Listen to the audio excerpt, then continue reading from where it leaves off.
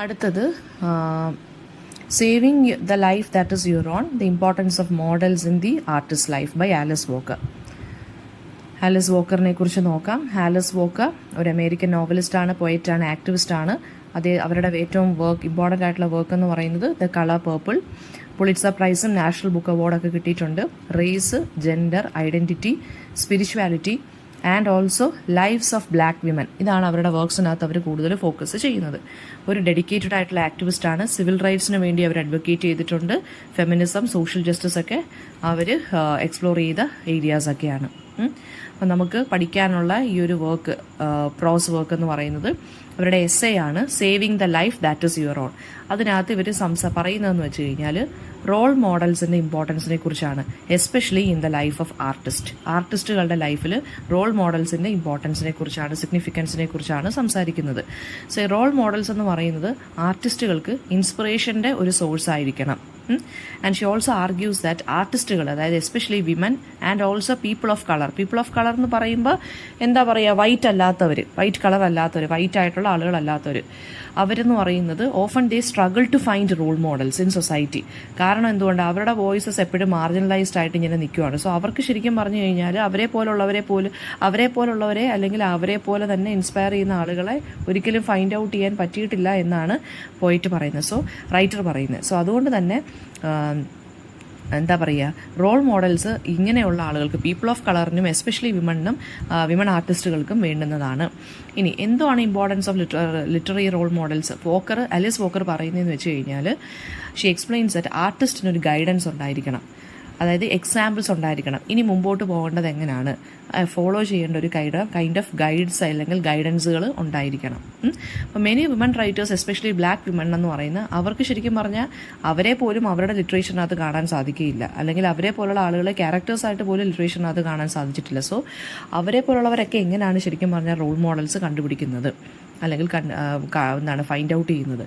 And she also recalls that how ഇവരുടെ ലൈഫിൽ തന്നെ മുമ്പ് ബ്ലാക്ക് വിമൻ റൈറ്റേഴ്സിൻ്റെ ബുക്സ് കണ്ടുപിടിക്കാൻ തന്നെ ഇവർ ഒരുപാട് സ്ട്രഗിൾ ചെയ്തിട്ടുണ്ടെന്നാണ് പറയുന്നത്. സോ ആ ഒരു kind of lack of representation ഇവർക്ക് തന്നെ ഒരു റോൾ മോഡലിനെ കിട്ടാനായിട്ട് ഈ റൈറ്ററിനെ തന്നെ നല്ല രീതിയിൽ നെഗറ്റീവായിട്ട് ബാധിച്ചു. അവർക്കൊരു റോൾ മോഡൽ ഇല്ലായിരുന്നു. സോ അപ്പോൾ ആ ഒരു ലാക്ക് ഓഫ് റെപ്രസെൻറ്റേഷൻ അവർക്ക് തന്നെ അവരൊരു ആർട്ടിസ്റ്റ് ആണോ അല്ലെങ്കിൽ അവരുടെ ആർട്ടിസ്റ്റിക് ക്വാളിറ്റീസിനെ ക്വസ്റ്റ്യൻ ചെയ്യാൻ ഇവരുടെ മൈൻഡിൽ തന്നെ ഒരു കൈൻഡ് ഓഫ് ഒരു കോംപ്ലക്സ് പോലെ ഉണ്ടായിരുന്നു. അതെന്തുകൊണ്ടാണ്? ഒരു റോൾ മോഡൽ ഇല്ലാത്തത് കൊണ്ടാണ്. ഇനി personal influences and the role models. Alice Walker discuss ചെയ്യുകയാണ് writers who have influenced her, അതായത് സോറാൽ നീൽ ഹർസൺ ഉണ്ട്, ജീൻ ടൂമ, ഇവരൊക്കെ എന്ന് വെച്ചാൽ ഈ ആലിസ് വോക്കറിനെ ഇൻഫ്ലുവൻസ് ചെയ്തിട്ടുള്ള റൈറ്റേഴ്സാണ്. അവർ രണ്ടുപേരും എന്ന് പറയുന്നത് അവർക്ക് ഈ ആലിസ് വോക്കറിന് ആർട്ടിസ്റ്റിക് ആയിട്ടും പേഴ്സണൽ ആയിട്ടുള്ള ഗൈഡൻസ് അവരുടെ വർക്കിൽ നിന്ന് ആലിസ് വോക്കറിന് കിട്ടിയിട്ടുണ്ട്.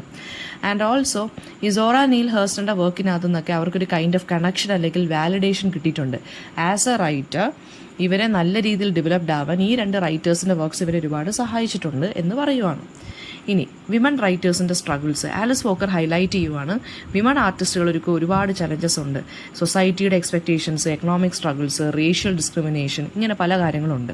അപ്പോൾ അവർ പറയുന്നതെന്ന് വെച്ചാൽ ഒരുപാട് ഫീമെയിൽ ആർട്ടിസ്റ്റുകൾക്ക് അവരുടെ തന്നെ പേഴ്സണൽ ലൈഫ് സാക്രിഫൈസ് ചെയ്താൽ മാത്രമേ അവർക്ക് അവരുടെ ആർട്ട് പേഴ്സ്യൂ ചെയ്യാൻ സാധിക്കുകയുള്ളൂ. അതായത് വീട്ടിൽ നിന്ന് സപ്പോർട്ട് ഇല്ലെങ്കിൽ വീട് ഉപേക്ഷിക്കേണ്ടി വരും, അല്ലേ? അങ്ങനെയുള്ള കാര്യങ്ങൾ. ഇനി റൈറ്റിംഗ് എന്ന് പറയുന്ന ഒരു കൈൻഡ് ഓഫ് സെൽഫ് പ്രിസർവേഷനാണ്. ക്രിയേറ്റിംഗ് ആർട്ട് എന്ന് പറയുന്നത് എക്സ്പ്രഷന് വേണ്ടി മാത്രമല്ല, ഓരോരുത്തരുടെ ലൈഫിനെ സേവ് ചെയ്യുന്ന ഒരു കാര്യം കൂടിയാണ് ആർട്ട് എന്ന് പറയുന്നത്.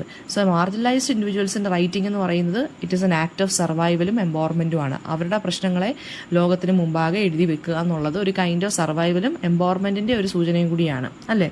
സോ ആർട്ടിസ്റ്റുകൾ എന്ത് ചെയ്യണം? റോൾ മോഡൽസിനെ അന്വേഷിച്ചിറങ്ങുക എന്നാലേ അവർക്ക് ക്രിയേറ്റീവായിട്ടുള്ള ജേർണീസ് സസ്റ്റെയിൻ ചെയ്യാൻ പറ്റും. ഇനി വിമൻ റൈറ്റേഴ്സിൻ്റെ ലെഗസി ആലിസ് വോക്കർ അക്നോളജ് ചെയ്യുന്നതെന്ന് വെച്ച് കഴിഞ്ഞാൽ, ഹിസ്റ്റോറിക്കലായിട്ടുള്ള ഒരു വർക്കിനകത്ത് നമുക്ക് വിമൻ റൈറ്റേഴ്സിനെ കുറിച്ച് ഇഗ്നോർ ചെയ്താണ് നമ്മൾ കാണുന്നത്. പക്ഷേ അവരെപ്പോഴും എക്സിസ്റ്റ് ചെയ്തിട്ടുണ്ടായിരുന്നു. And she also encourages modern ആർട്ടിസ്റ്റുകളെ എൻകറേജ് ചെയ്യുകയാണ്. ഈ ട്രഡീഷണൽ ആയിട്ടുള്ള ലിറ്റററി റൈറ്റേഴ്സിന് ബിയോണ്ട് ആയിട്ട് ചിന്തിച്ച് ബാക്കിയുള്ള ഈ ലെസർ നോൺ ആയിട്ടുള്ള ആളുകളെ, റൈറ്റേഴ്സിനെ അല്ലെങ്കിൽ ആർട്ടിസ്റ്റുകളെ കണ്ടുപിടിച്ച് അവരെ ഫോളോ ചെയ്ത് അവരിൽ നിന്ന് ഇൻസ്പിറേഷൻ എടുത്തിട്ട് ഈക്വലി പവർഫുൾ വോയിസ് അവർക്കുമുണ്ട് എന്ന് മനസ്സിലാക്കി എടുക്കുക. നമ്മൾ ഹിസ്റ്ററിക്കകത്ത് കാണുന്ന എപ്പോഴും ആണുങ്ങളെക്കുറിച്ച് അല്ലെങ്കിൽ മെയിൽ റൈറ്റേഴ്സിനെ കുറിച്ചും അല്ലെങ്കിൽ ഭയങ്കര ഫേമസ് ആയിട്ടുള്ള ചുരുക്കം ചില സ്ത്രീകളെക്കുറിച്ചും ആയിരിക്കും നമ്മൾ അറിയുന്നത്. പക്ഷേ അതിനപ്പുറത്തും ആളുകളുണ്ടെന്നും ഇനിയും അറിയപ്പെടാത്ത ചില ആളുകളുണ്ടെന്നും നമ്മൾ തന്നെ ഫൈൻഡ് ഔട്ട് ചെയ്യുക, നമ്മൾ തന്നെ അവരെ വെളിച്ചത്തിലേക്ക് കൊണ്ടുവരിക. ഇനി ക്രിയേറ്റിവിറ്റി ഐഡൻറ്റിറ്റി തമ്മിലുള്ള കണക്ഷൻ അവർ കൺക്ലൂഡ് ചെയ്യുന്നതെന്ന് വെച്ച് കഴിഞ്ഞാൽ ആർട്ടിസ്റ്റ് ക്രിയേഷൻ എന്ന് പറഞ്ഞാൽ നമ്മുടെ ഐഡൻറ്റിറ്റിയുമായിട്ട് കണക്ട് ചെയ്തിരിക്കുന്ന ഒരു കാര്യമാണ്. സോ അവരുടെ സ്റ്റോറി നമ്മൾ അക്സെപ്റ്റ് ചെയ്യുന്നതിലൂടെ നമ്മൾ നമ്മുടെ സ്റ്റോറീസ് അക്സെപ്റ്റ് ചെയ്യുന്നു. അവരെ തന്നെ നമ്മൾ റോൾ മോഡൽസ് ആക്കുന്നതിൻ്റെ റിസൾട്ട് എന്ന് വെച്ചാൽ എന്താണ്, നമ്മൾ ആ ആർട്ടിസ്റ്റുകൾ ഫേസ് ചെയ്ത ഇൻവിസിബിലിറ്റി അല്ലെങ്കിൽ അവരെ മാർജിനലൈസേഷൻ അല്ലെങ്കിൽ അവരുടെ എക്സ്ക്ലൂഷനെ നമ്മൾ ബ്രേക്ക് ചെയ്യുകയാണ് ചെയ്യുന്നത്. അപ്പോൾ ഒരു പേഴ്സണൽ റിഫ്ലക്ഷനാണ് ഇതിനകത്ത് നമുക്ക് കാണാൻ സാധിക്കുന്നത്. അതുപോലെ തന്നെ ഒരു ക്രിറ്റിസിസം കൂടിയുണ്ട്. അപ്പം അതായത് റോൾ മോഡൽസ് എന്ന് പറയുന്നത് എന്താണ്, ഒരു സോഴ്സ് ഓഫ് സ്ട്രെങ്ത് ആയിട്ടാണ് ആലിസ് വോക്കർ പറയുന്നത്.